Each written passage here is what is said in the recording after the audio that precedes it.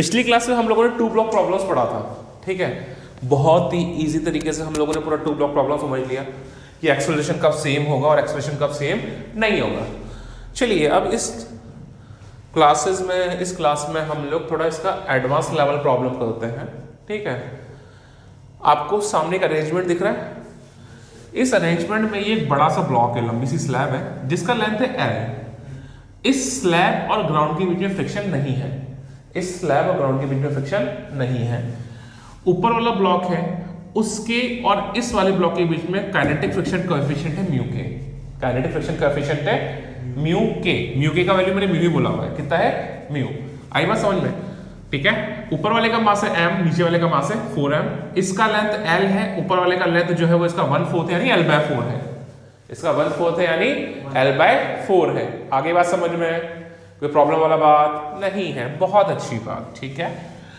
ऊपर वाला ब्लॉक एक आइडियल स्ट्रिंग से होते हुए, एक पुली के थ्रू होते हुए एक दूसरे मास m से बाउंडेड है, लटका हुआ है, दूसरा मास m लटका हुआ है, ठीक है। आपको क्या बोला है? आपको बोला है कि नीचे वाला ब्लॉक कितना डिस्टेंस चल चुका होगा d का वैल्यू दिया हुआ है। कब? जब ऊपर वाला ब्लॉक इस पे सिर्फ आधा बचा रह जाए। ऊपर वाला ब्लॉक इस पे सिर्फ आधा बचा रह जाए। अब आधा बचा रह जाए यार, ठीक है, मतलब इसका लेंथ कितना है?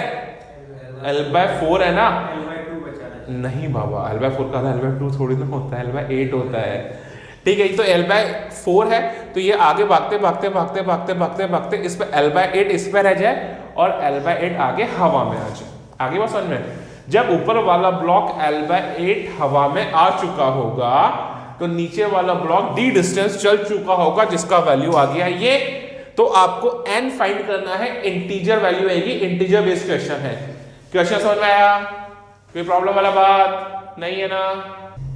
देखा जाए तो बहुत इजी क्वेश्चन है। सबसे पहला काम हम लोग करते हैं, FBD बनाते हैं।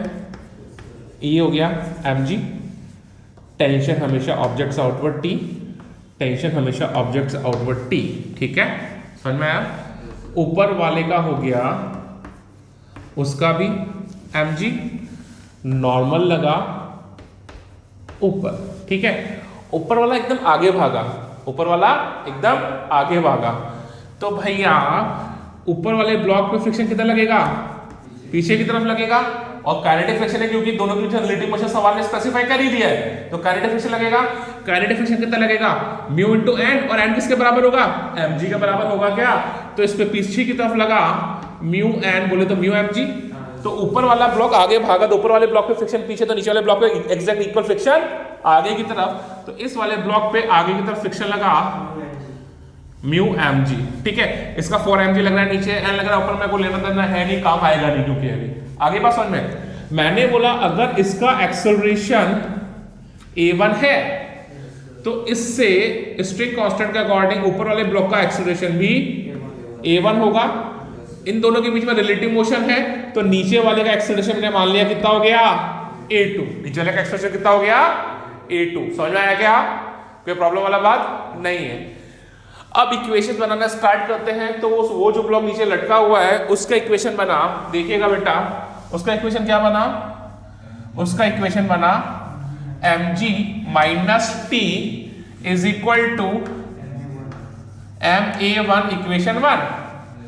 अपर ब्लॉक पे टेंशन आगे है, म्यू mg लग रहा है पीछे, और एक्सेलरेशन किधर है? आगे की तरफ। तो जो उसका इक्वेशन बनता है वो बनेगा t minus mu mg is equal to ma1 equation 2।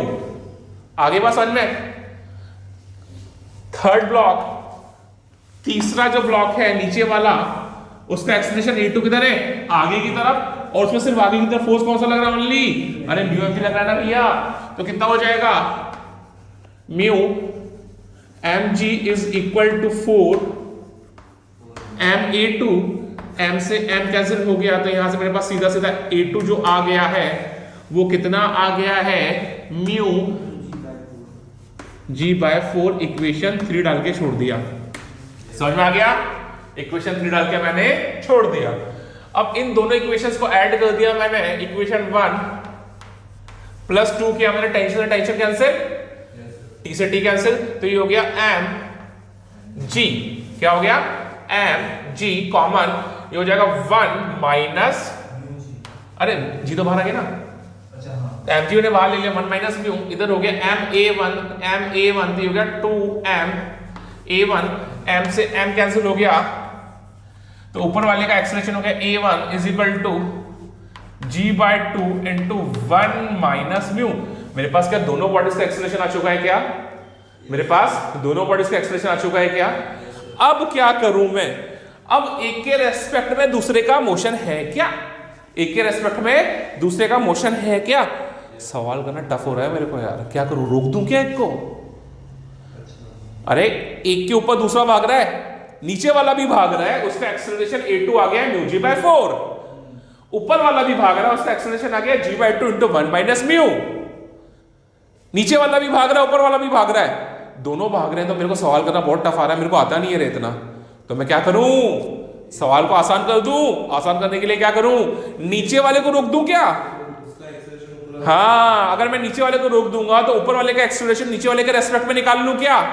आगे बात समझ में? तो मैंने क्या किया, लेट्स स्टॉप लोअर, क्या किया मैंने, लेट्स स्टॉप, इसको मैंने बोल दिया, ऊपर वाला ब्लॉक का 1 लिया है ना मैंने, इसको मैंने बोल दिया ब्लॉक 1 और इसको मैंने बोल दिया नीचे वाले को ब्लॉक 2, लेट्स स्टॉप 2। तो मैं क्या करूं, acceleration of 1 with respect to 2 निकालूं, इज इक्वल टू क्या होगा, acceleration of 1 minus acceleration of 2। आगे बात समझ में?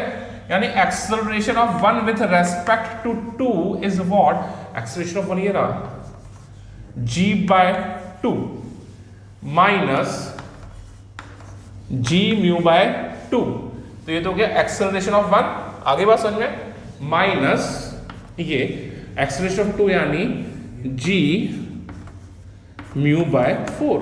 समझ में आ गया क्या? तो यहां से देखो, ध्यान दो, acceleration of 1 with respect to 2 जो हो जाएगा, ये हो जाएगा g बाय 2, तो एज इट इज, कोई प्रॉब्लम वाला बात नहीं है। तो यहां से माइनस g म्यू में बाहर ले लिया, g म्यू में बाहर ले लिया, तो 1 बाय 2 प्लस 1 बाय 4 कितना हो जाएगा बेटा? 3 बाय 4 हो गया क्या? 1 बाय 2 और 1 बाय 4 कितना हो जाएगा? 3 बाय 4 हो जाएगा। तो यहां से 1 बाय 2 प्लस 1 बाय 4 3 बाय 4, यानी acceleration of 1 with respect to 2 कितना हो जाएगा? यहां से मैं g कॉमन ले लिया, तो ये हो गया 1 g बाय 2 कॉमन ले लेता हूं, क्या करता हूं, g बाय 2 कॉमन ले लेता हूं, g बाय 2 कॉमन लिए तो दिख नहीं रहा शायद, आगे ऊपर कर लेते हैं। तो यहां से ये क्या हुआ, देखिएगा, acceleration of 1 with respect to 2 is equal to g by 2 में कॉमन ले लिया, यहां बचा 1 माइनस, यहां क्या बचेगा 3 म्यू बाय 2 बचेगा क्या? अरे यार, यहां से 2 तो का बाहर आ चुका है ना, g बाहर आ चुका, तो क्या बचा? 3 म्यू बाय 2 तो बचा। तो यहां से acceleration of 1 with respect to 2 हो जाएगा g बाय 4 2 माइनस 3 म्यू, कितना आ गया? g बाय 4 2 माइनस 3 म्यू, ये हो जाएगा acceleration of 1 with respect to 2। क्या हो जाएगा? Acceleration of 1 with respect to 2। अब एक बात बताओ, ऊपर वाला ब्लॉक सुनना प्लीज, ऊपर वाला ब्लॉक यहां से यहां पहुंचा, यहां से यहां पहुंचा, पहले यहां तक पहुंचा तो कितना डिस्टेंस किया? देखिए, तो ये मेरे पास आ गया acceleration of 1 with respect to 2, ठीक है। अब देखिए, ये लोअर ब्लॉक है, ध्यान दीजिएगा, ये मेरे पास लोअर ब्लॉक है, ठीक है। इसके पास ये अपर ब्लॉक है, ठीक है। ये लेंथ कितना है? क्या L है क्या? और ये लेंथ कितना है? L बाय 4, तो ये लेंथ कितना बचा? L माइनस L बाय 4, ये बचा, ठीक है। अब ये तो बेचारा स्टॉप है, A12 निकाल चुका हूं ना, और ये वाला ब्लॉक आगे कितने एक्सेलरेशन से जा रहा है? क्या A12 से जा रहा है क्या? ये A12 से जा रहा है, और सवाल ने क्या बोला है? ये रुका हुआ है क्योंकि मैंने इसका एक्सेलरेशन इसके रेस्पेक्ट में निकाल लिया है। तो ये बोला है कि ये वाला ब्लॉक इस पे आधा रह जाए, ये वाला ब्लॉक इस पे आधा रह जाए।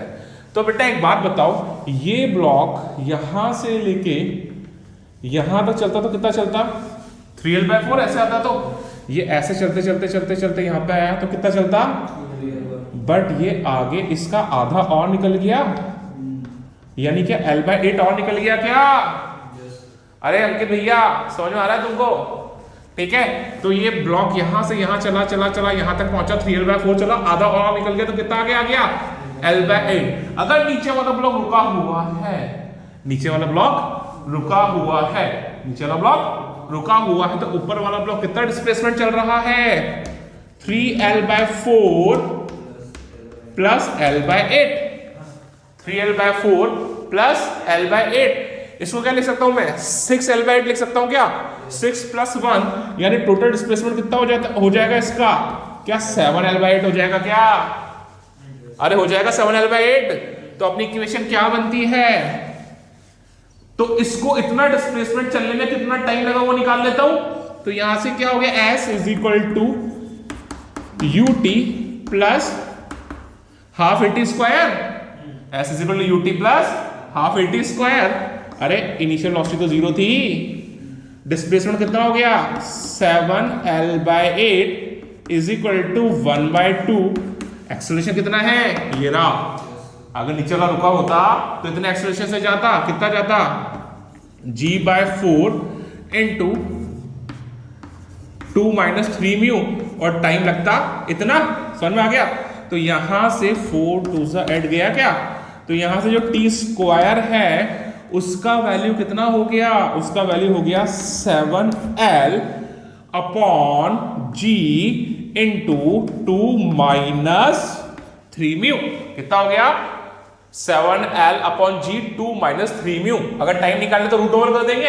अब मुझे क्या बोला है? जब ये वाला ब्लॉक इतना डिस्प्लेसमेंट चल ले तो नीचे वाला ब्लॉक कितना चला होगा? तो मुझे टाइम पता चल गया कितनी देर में ऐसा हुआ है। इतनी देर में नीचे वाला ब्लॉक कितना चलेगा वो निकाल लूं क्या मैं? अरे इतनी देर में नीचे वाला ब्लॉक कितना चलेगा वो निकाल लूं क्या मैं? तो नीचे वाले ब्लॉक का एक्सेलरेशन कहां है बेटा? नीचे वाले ब्लॉक का एक्सेलरेशन कितना था? अरे μg/4 था क्या? नीचे वाले ब्लॉक का एक्सेलरेशन कितना था? μg/4। तो ये देखो यहां से जो डिस्प्ले उसका डिस्टेंस आना चाहिए, कितना आना चाहिए? n μl/8 × 2 - 3μ। इतना आना चाहिए, इतना आना चाहिए। चलिए तो फिर लोअर ब्लॉक के लिए मैं निकाल लेता हूं। फॉर ब्लॉक 2, वापस समझ लो जिसको समझ में नहीं आया। ऊपर वाला ब्लॉक जब डिस्प्लेसमेंट 7l/8 चल लेगा तो नीचे वाला ब्लॉक कितना चला होगा ये पूछा है। तो ऊपर वाला ब्लॉक 7l/8 डिस्टेंस कितनी देर में चल रहा है वो मैं निकाल चुका हूं। ठीक है, स्क्वायर आया, रूट ले लूंगा। इतनी देर में नीचे वाला ब्लॉक कितना चलेगा मैं वो निकाल लूं। इतनी देर में नीचे वाला ब्लॉक कितना चलेगा मैं वो निकाल लूं। तो नीचे वाले ब्लॉक का एक्सेलरेशन पता है क्या मुझे? कितना था? μg/4 था क्या? तो नीचे वाले ब्लॉक के लिए S = ut plus half. Acceleration इस बार सेकंड का लूंगा। यहां पे जो एक्सेलरेशन था किसका था? Acceleration of 1 with respect to 2 था। आगे बात समझ में है? तो यहां से जो डिस्टेंस आ जाएगा नीचे वाले ब्लॉक का, ये वापस से 0 1/2। एक्सेलरेशन 2 कितना है? μg/4 × t² का वैल्यू सेम डाल दूंगा तो कितना हो जाएगा? 7l/g × 2 - 3μ। समझ में आ गया क्या? अरे समझ में आ रहा सबको? g से g कैंसिल हो गया तो डिस्टेंस जो आ जाएगा वो आ जाएगा 7μl। कितना आ जाएगा? 7μl × 8, 7μl × 8, 4 2 8 × 2 - 3μ। अरे एग्जैक्टली ऐसा आ गया क्या? 7μl/8 2 - 3 यानी n का वैल्यू कितना हो गया यहां से? तो this is the answer. Integer based question था, n का वैल्यू जो हो गया वो 7 हो गया। समझ में आया क्या? देखो बेटा वापस एक इंटीजर बेस्ड क्वेश्चन है। ठीक है, क्या है? इंक्लाइन प्लेन है, उसका एंगल ऑफ इंक्लिनेशन कितना है? 37 डिग्री।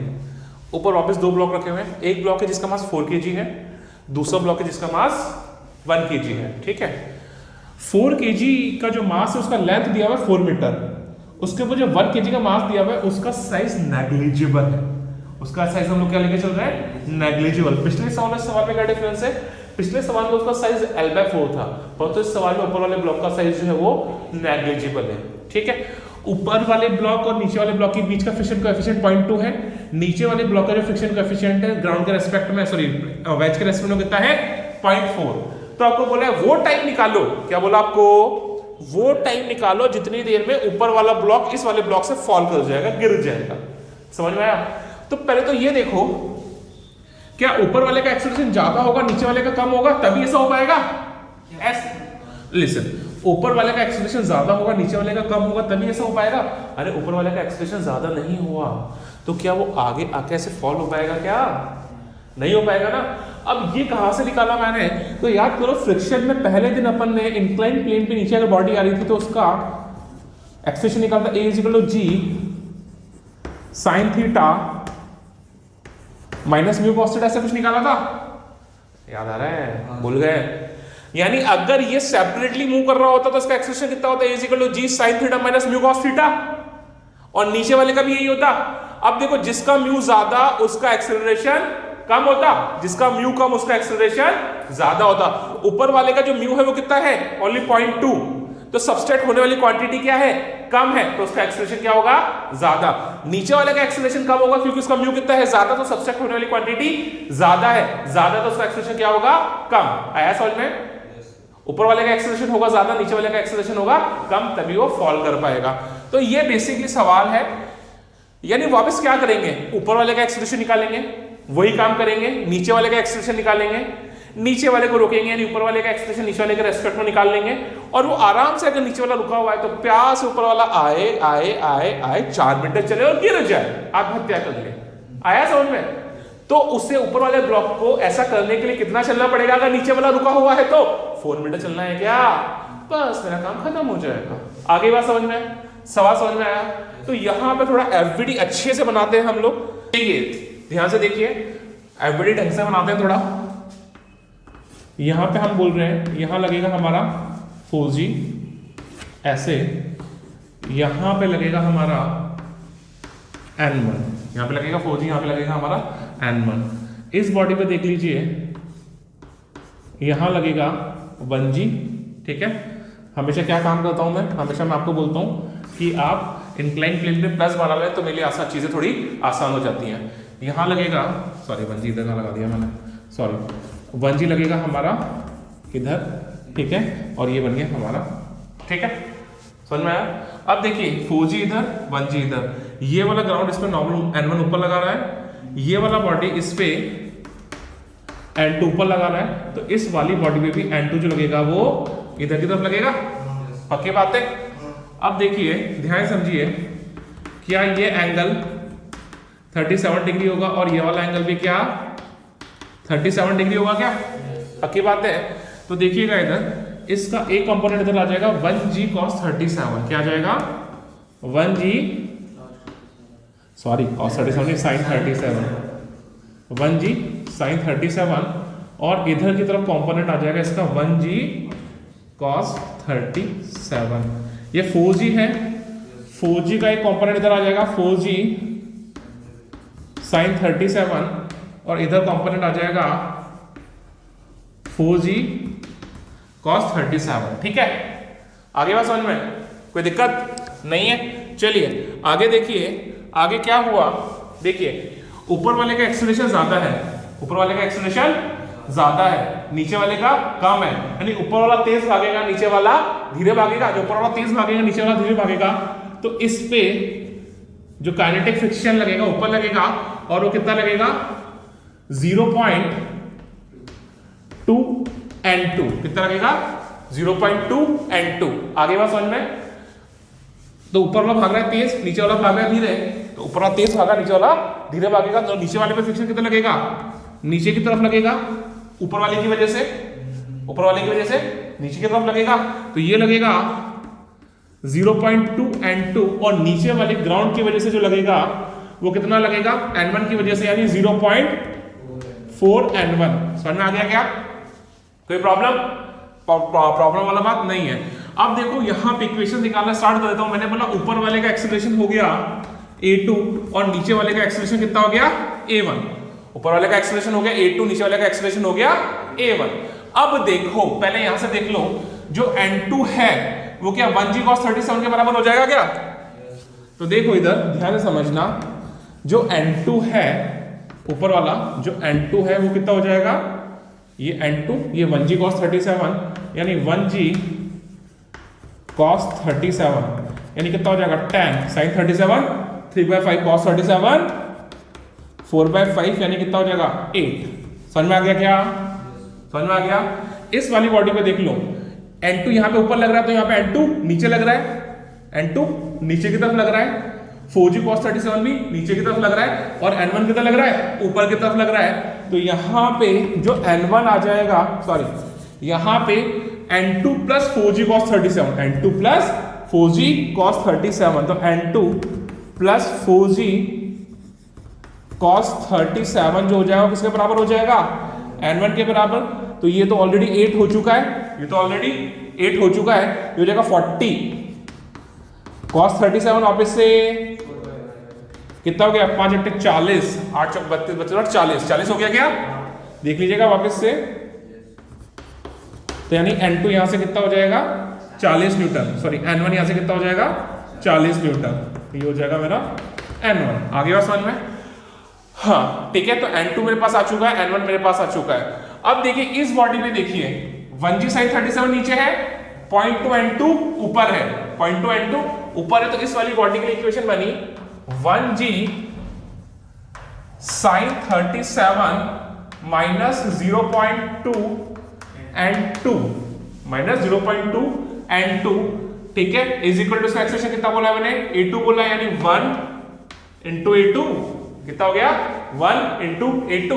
तो यहां से हो गया tan sin 37 3/5 माइनस 0.2 n2 कितना है, n2 है 8 इज इक्वल टू कितना हो जाएगा, क्या a2 हो जाएगा क्या, ये गया 5 2 10, तो 3 में 6 6 माइनस कितना हो गया 8 में 16 1.6 कितना हो गया ये 5 4.4 पक्की बात है।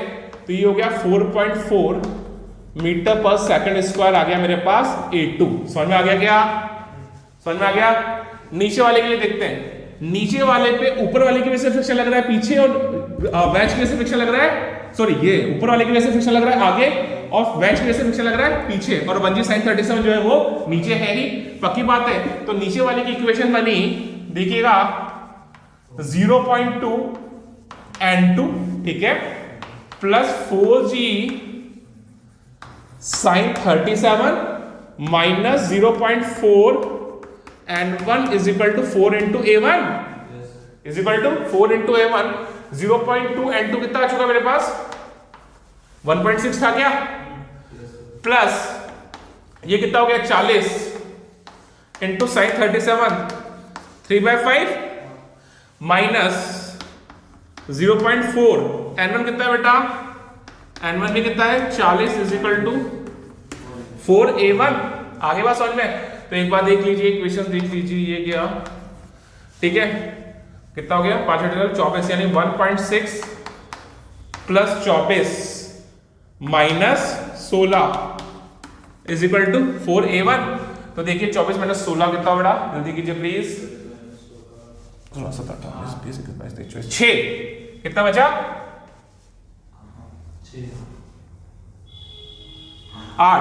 8 प्लस 1.6 कितना हो गया 9.6 इज इक्वल टू 4a1।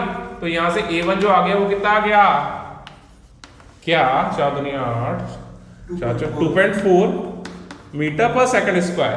तो नीचे वाले का एक्सेलरेशन जो कितना आ रहा है 2.4 मीटर पर सेकंड स्क्वायर, ऊपर वाले का कितना आ रहा है 4.4 मीटर पर सेकंड स्क्वायर।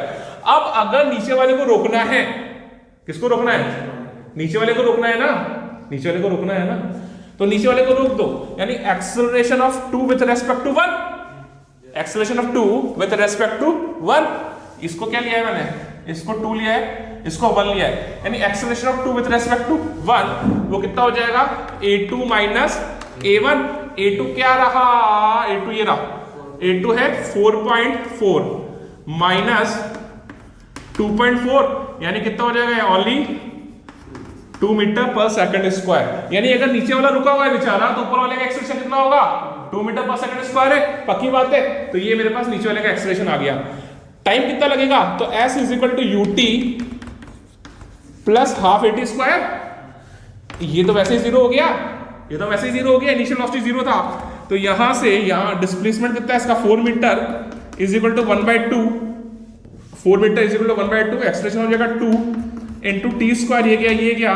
तो यहां से जो t आ जाएगा, यहां से जो t आ जाएगा वो कितना आ जाएगा, ओनली 2 सेकंड। 2 सेकंड में वो वहां से वहां गिर जाएगा। समझ में आया पूरा सवाल।